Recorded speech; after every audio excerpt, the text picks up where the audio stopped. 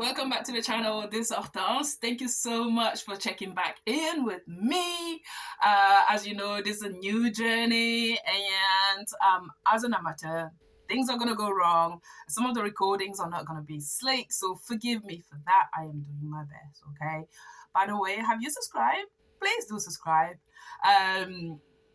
So last week I published a video about dating, and I've had my life in suspense for quite a while, and I am getting back into the dating game. So, and one of the aspects of dating is as you journey into this new season, the question of having sex is going to come to the table.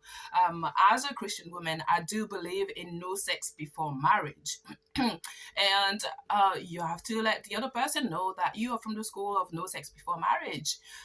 I believe that God created sex to be consumed between two married adults in their couple, and making love, not having sex, as opposed to having sex. Making love is it's an exchange. It's giving and receiving, in a marriage setting, and I really do believe in that.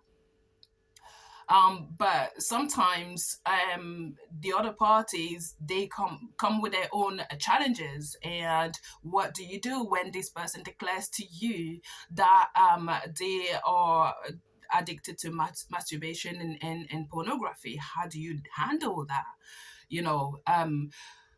My recommendation is actually going and educating yourself. I know it can be a blow to have that thrown at you, but those people with those challenges, they would declare that because they have reached a level of trust with you. Because a lot of those people who are dealing with masturbation and pornography already feeling dirty within themselves, but to get to a point where they actually admit it to you, a new person that they're actually just trying to include in their life, it's a level of trust. So they trust you enough to be able to tell you that.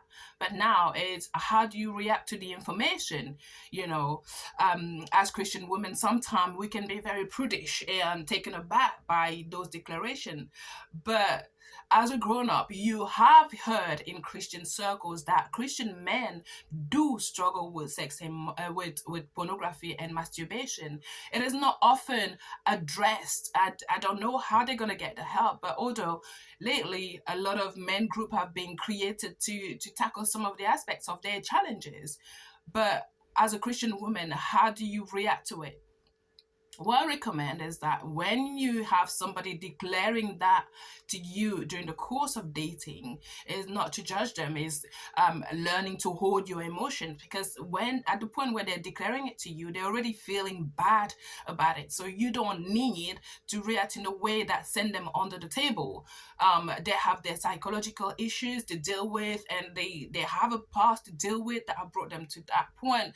So instead of reacting in a manner that will send them caving, is have a poker face in some ways, and then go away and educate yourself on the subject, so that the next time where, if you give them that opportunity, is the next time when you see them, is actually tackling the question head on. You have to find the depth of their challenges and making recommendation in a loving manner. One thing you have to remember is that you are not the hospital for it. Okay, and you have to remember that bringing this person in your circle, are the children around you safe? Or your friends and your nieces and nephew, are they safe? Because these addictions sometimes can be uncontrolled, and any opportunities need to be satisfied. So you have to be careful how you bring those people into your own circle. It's a question of protecting what is already yours, and the children around you, and those that you are seeking to mentor in the future, would they be safe when they come to your household and this person is there? All right, so what I recommend is kind of really reflect really well into as you choose a mate to live with, a mate to marry, and the people who are around you already. So education is definitely really necessary. So I recommend coaches, dating coaches like Stefan Laboussiere, who have sometime talk about it.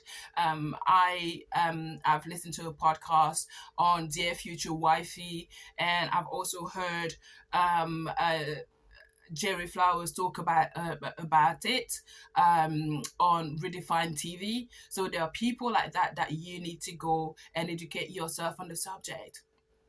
And also, as Christian women, we need to know exactly where we stand on the sex question. We cannot be prudish on the question. These We live in this reality where we must discuss things before we go into dating, into marriage, if that is where you're going to. So we need to educate ourselves. It's no longer hidden information. So what is not taught in your church is taught by other ministers on the internet. So go find the information, educate yourself. Don't put yourself at risk, and don't put your nieces and nephew and your future children at risk, because those addictions sometimes can be uncontrolled. No matter how good and kind or educated the person is, sometimes something just blows in their mind and they have to take action by the next person passing by. So are you ready to take that risk? So it's all about educating yourself and taking your decision wisely. This video hasn't been easy to record, especially the part about the pornography and masturbation, because the more I thought about it, I've had to re-record it again and again, because it is not just about us. The people that we bring in our life impact our family on the wider sense, our circle of friendship, and all those all those kind of people. And also, what else is coming with that person that has those addiction? Is there any other things that you need to know about? Is there police record, or how far have they gone in the past? So it is not just about you. No matter how much you love the person, you may have fallen in love already with that person. So we still have to have our bearings. I know that desperation can lead us to take any other limping duck that goes past, but we have to be wise about it, because potentially we bring in this person in our circle and we might end up again walking on eggshell. And pray about it, because God does warn us. We have sixth sense, and we have our feelings, and we have things that warn us not to go any further. So we need to be able to listen to those senses before we take the next steps.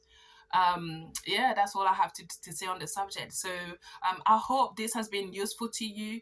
Where possible, I'm going to try to find the link to at least one of the videos so that you can listen to it and go find all the others. Education is key in a lot of those things. So go and educate yourself, know how to handle these questions, and send these people to get help where necessary. All right. I hope you find this useful. Subscribe. There'll be more. Take care. Bye bye.